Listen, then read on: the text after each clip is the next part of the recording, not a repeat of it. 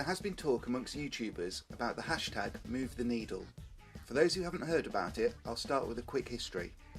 Diversity in Comics is a YouTube comics reviewer who's been attacked and ridiculed by comics writers, artists and editors, to the point where they were exposed privately plotting to have him essentially assaulted at a comics convention by using the fact that they assumed that he had PTSD due to him serving in the Marines.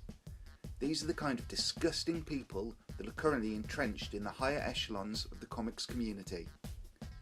Diversity in Comics has a few insiders, one of whom said to him that he needs to prove that his channel has the capacity to enact change, and so the Movetheneedle hashtag was born. Other comics reviewers and professionals joined in, and soon thousands of comics were being bought, and it has now started to become indisputable that YouTube comics reviewers have the power to make books successful. That's the quick history of what's going on here. There are more people involved and more details, so if this interests you, then I urge you to do some more research. Check out Captain Cummings, Yellow Flash, Ethan Van Sciver and so on. Now onto the main topic of this video. The other side of the Movetheneedle movement, which encourages buying good books, is the move to boycott terrible books produced by the kind of racists, sexists and other kind of scumbags that have infiltrated comics and see it as a battleground in their ongoing culture war. Some high-profile reviewers have been saying that the boycott is a bad idea. I disagree, and here's why. First of all, philosopher Stefan Molyneux has spoke at length on the power and righteousness of boycotting products and services. You should look him up for well thought out and fair-minded analysis of why this is so effective. But in brief, the arguments can be summarised as follows. Boycotting a product is non-violent. It initiates no physical harm, and so ultimately it's a valid form of expression against another person, group or company. It can be highly effective. When sales figures drop sharply enough, people will, sooner or later, take notice.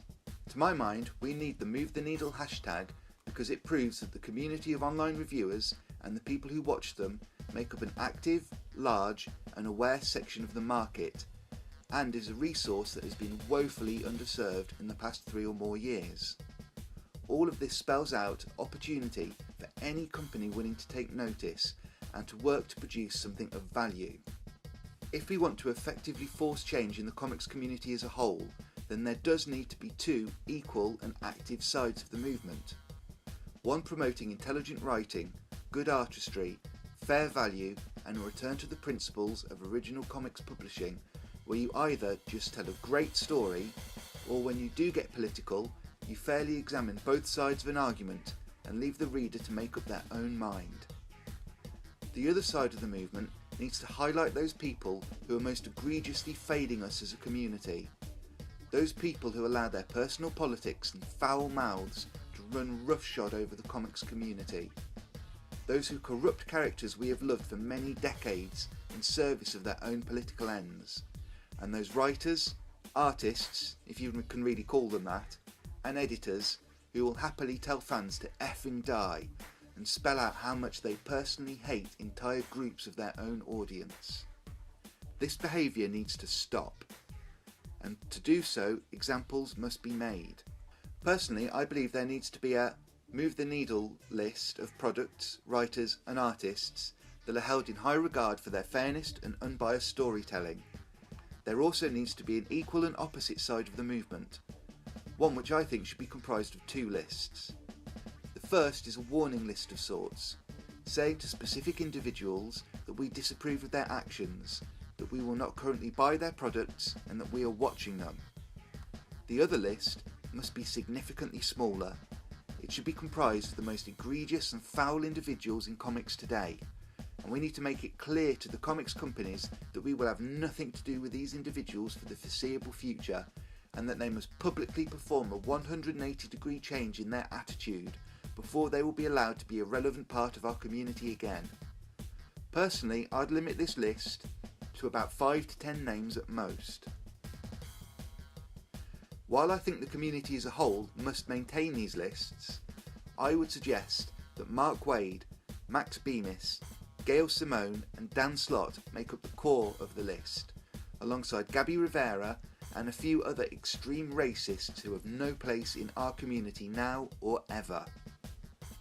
Those who endorse the Movetheneedle hashtag must see the effectiveness and necessity of the boycott list. Each has a specific purpose. Each list is a half of a tool. You can get the job done slowly and laboriously if you have half a shovel. It may take 5 or 6 times as long, but you can still dig a hole. Whereas if you have the complete and correct tool for the job, then you can effect change much more effectively. The boycott list is as important and effective as Movetheneedle. Let's put both halves of this tool to use to effect healthy and positive change for an industry many of us love.